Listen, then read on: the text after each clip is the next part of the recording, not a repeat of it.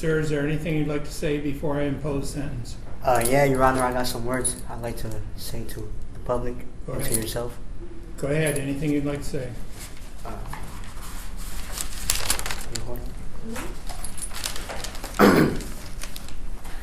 As I wrote these words, I was overwhelmed on what to say.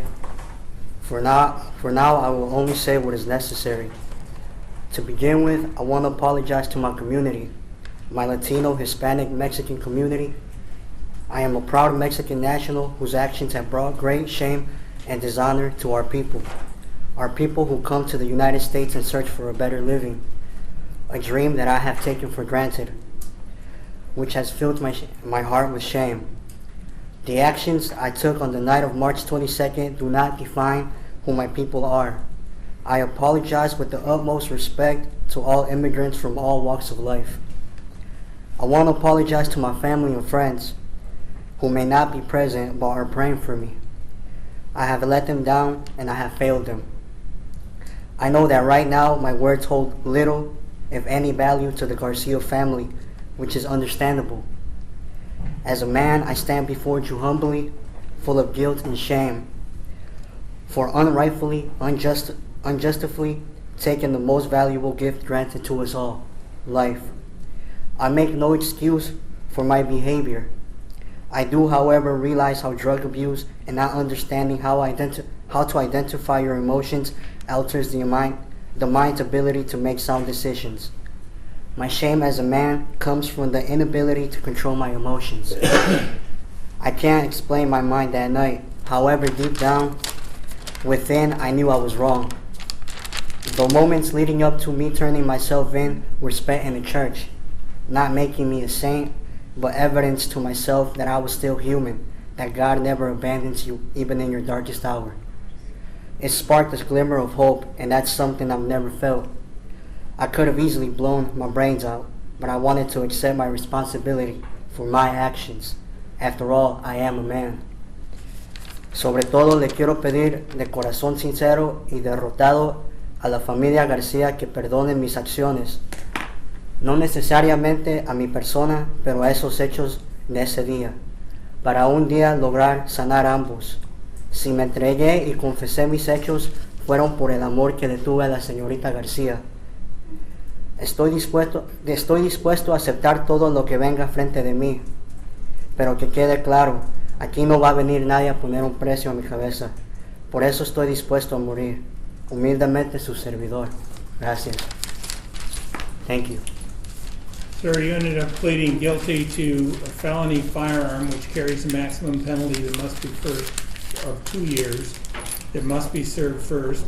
Then you pled guilty to a second-degree murder, which carries a maximum penalty of life or any term of years. You also pled guilty to carjacking, which carries a maximum penalty of life or any term of years, as well as carrying a concealed weapon, which carries a maximum penalty of 5 years. You're 26 years old. You have some prior misdemeanors.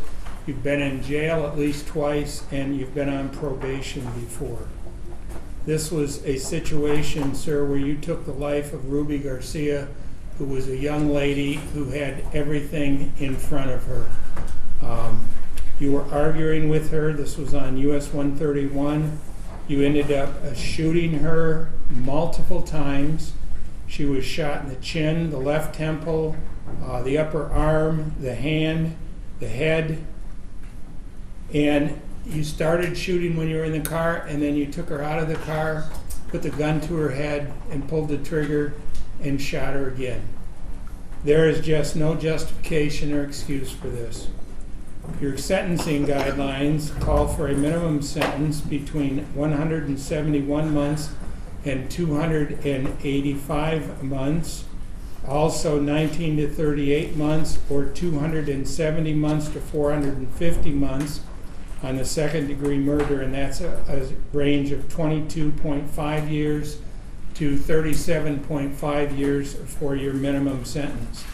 There is an agreement that your attorney reached with the prosecutor in this morning that I will, in this incident, that I will follow, and that is that you would first receive 2 years on the felony firearm, and then somewhere in a range of 30 to 70, or excuse me, 30 to 37 years on your minimum sentence on the second-degree murder.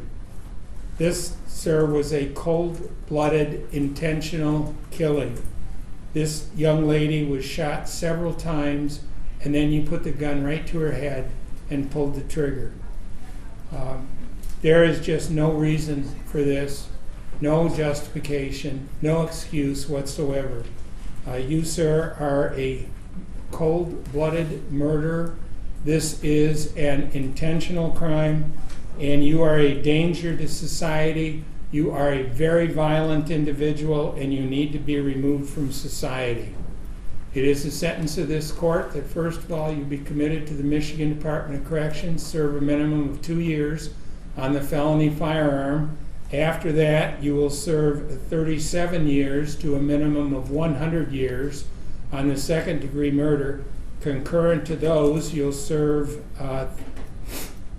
20 years to 80 years on the carjacking and 3 to 5 years on the carrying a concealed weapon. You're entitled to credit of 228 days. There's $272 in state costs, $130 crime victim assessment, $1,000 in court costs. Accordingly, this is the final sentence of the court. You're receiving a form that explains your appellate rights. Sir, I hope every single night you think about the damage that you did to this family and what you did to this young lady. Please take him out of here.